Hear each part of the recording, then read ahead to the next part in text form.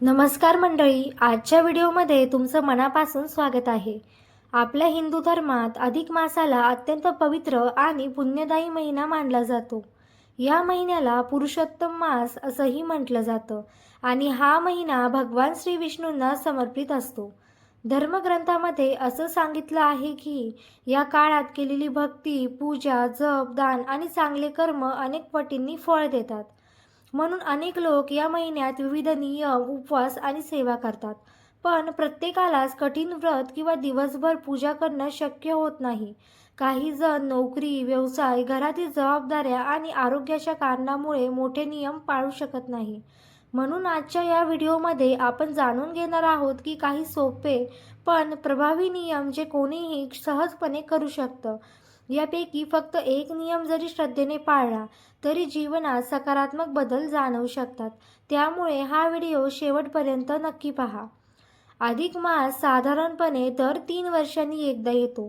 हिंदू पंचांगातील चंद्र आणि सूर्य यांच्या गणनेत समतोल राखण्यासाठी हा महिना जोडला जातो. पण धार्मिक दृष्टिकोनातून या महिन्याचं महत्त्व खूप मोठं आहे. असं सांगितलं जातं की सुरुवातीला या महिन्याला कोणताही देव मानत नव्हता. त्यामुळे हा महिना दुःखी झाला आणि भगवान विष्णूकडे गेला. तेव्हा श्री विष्णूंनी या महिन्याला स्वतःचं नाव दिलं आणि तो पुरुषोत्तम मास म्हणून ओळखला जाऊ लागला. म्हणून या महिन्यात श्री विष्णूंची पूजा, नामस्मरण आणि भक्ती विशेष फलदायी मानली जाते. अनेक लोक या काळात आपले वाईट सवयी सोडतात आणि चांगल्या मार्गावर चालण्याचा संकल्प करतात. अधिक मासात सर्वात सोपा आणि प्रभावी नियम म्हणजे नामस्मरण. आजच्या धावपळीच्या जीवनात माणसाचं मन सतत तणावाखाली असतं. कामाचा ताण, पैशाची चिंता, घरातील समस्या आणि भविष्याची काळजी यामुळे मनाला शांतता मिळत नाही. अशा वेळी देवाचं नामस्मरण मनाला खूप मोठा आधार देतं. अधिक मासात दररोज सकाळी किंवा संध्याकाळी काही वेळ शांत बसून ओम नमो भगवते वासुदेवाय किंवा जय राम श्रीराम या मंत्राचा जप करावा. काही लोकांना वाटतं की जप करण्यासाठी मोठी पूजा किंवा विशेष तयारी लागते. पण तसं नाही. तुम्ही घरात, देवघरात किंवा अगदी काम करतानाही मनात देवाचं नाव घेऊ शकतात. नामस्मरणामुळे मनातील नकारात्मक विचार कमी होतात आणि आत्मविश्वास वाढतो. सतत देवाचं स्मरण केल्याने मन हळूहळू शांत आणि सकारात्मक बनतं. अधिक मासात सात्विक आहार घेण्यालाही खूप महत्त्व दिलं जातं. आपल्या अन्नाचा थेट परिणाम आपल्या मनावर आणि विचारांवर होत असतो. म्हणून हा महिना शक्य तितका साधा, शुद्ध आणि सात्विक आहार घ्यावा असं सांगितलं जातं. मांसाहार, मद्यपान, जास्त तिखट किंवा बाहेरचं अन्न टाळण्याचा प्रयत्न करावा. सात्विक अन्नामुळे शरीर हलकं राहतं आणि मन भक्तीकडे वळतं. अनेक लोक या काळात फळ, दूध, तूप, उपवासाचे पदार्थ किंवा घरगुती साधं अन्न खातात. काही जण पूर्ण उपवास करतात तर काही जण फक्त कांदा लसूण टाळतात. महत्त्वाचं म्हणजे आपल्या क्षमतेनुसार नियम पाळणं. शरीराला त्रास होईल असा कठोर उपवास करण्याची गरज नाही. श्रद्धा आणि संयम याला जास्त महत्त्व आहे. अधिक मासात तुळशी पूजेला विशेष महत्त्व आहे. हिंदू धर्मात तुळस मातेला अत्यंत पवित्र मानलं जातं. तुळशीमध्ये देवी लक्ष्मीचा वास असतो असं सांगितलं जातं. त्यामुळे या महिन्यात दररोज तुळशीला पाणी अर्पण करावं, दिवा लावावा आणि मनापासून प्रार्थना करावी. सकाळी किंवा संध्याकाळी तुळशीसमोर काही मिनिटे शांत बसून देवाचं स्मरण केल्याने मनाला खूप शांती मिळते. काही लोक तुळशीची प्रदक्षिणा घालतात आणि विष्णू मंत्राचा जप करतात. असं मानलं जातं की तुळशी पूजेमुळे घरातील नकारात्मक ऊर्जा कमी होते आणि घरात सुखसमृद्धी वाढते. ज्या घरात रोज तुळशीसमोर दिवा लावला जातो त्या घरात सकारात्मक वातावरण निर्माण होतं असं अनेक लोक मानतात. अधिक मासात भगवद्गीता किंवा विष्णू सहस्रनाम वाचण्याची ही परंपरा आहे. आजकाल अनेक लोक मानसिक तणाव आणि चिंता यामुळे त्रस्त असतात.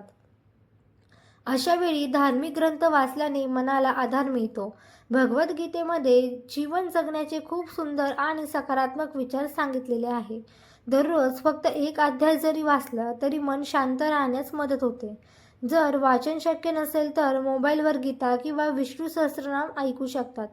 काही मिनिटे जरी देवासाठी दिली तरी मनाला वेगळी ऊर्जा मिळते अनेक लोकांचा अनुभव असा आहे की धार्मिक ग्रंथ वाचल्याने नकारात्मक विचार कमी होतात आणि जीवनाकडे पाहण्याचा दृष्टिकोन बदलतो.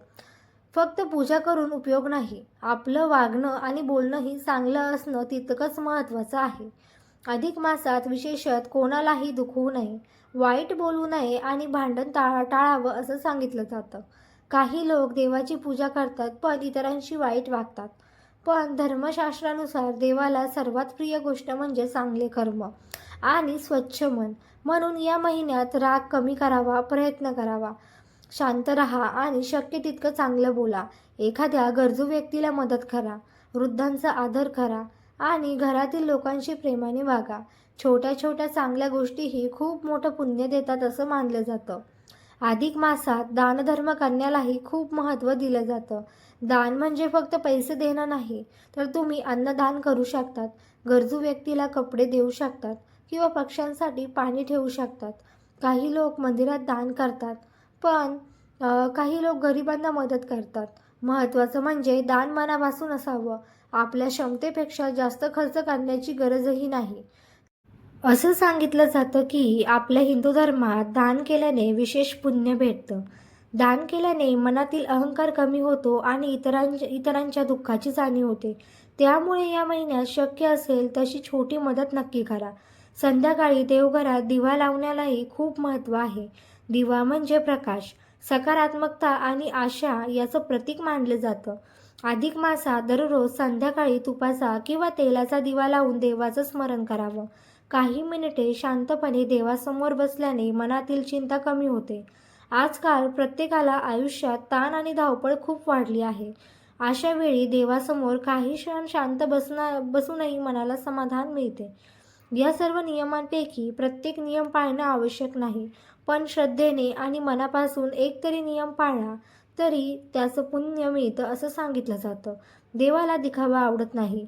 मोठमोठ्या पूजांपेक्षा मनातील श्रद्धा आणि चांगले कर्म जास्त महत्त्वाचे असतात. म्हणून आपल्या क्षमतेनुसार आणि श्रद्धेनुसार जो नियम शक्य असेल तो नक्की पाळा. अधिक मास हा फक्त धार्मिक विधी करण्यासाठी नसून स्वतःचे सकारात्मक बदल घडवून आणण्यासाठी आहे. तुम्ही अधिक मासात कोणते नियम पाळता ते कमेंट करून नक्की सांगा. व्हिडिओ आवडला असेल तर लाईक करा, शेअर करा आणि अशीच धार्मिक आणि माहितीपूर्ण व्हिडिओंसाठी आपल्या चॅनल सबस्क्राईब करायला विसरू नका. पुन्हा भेटू नवीन माहितीसोबत. तोपर्यंत धन्यवाद.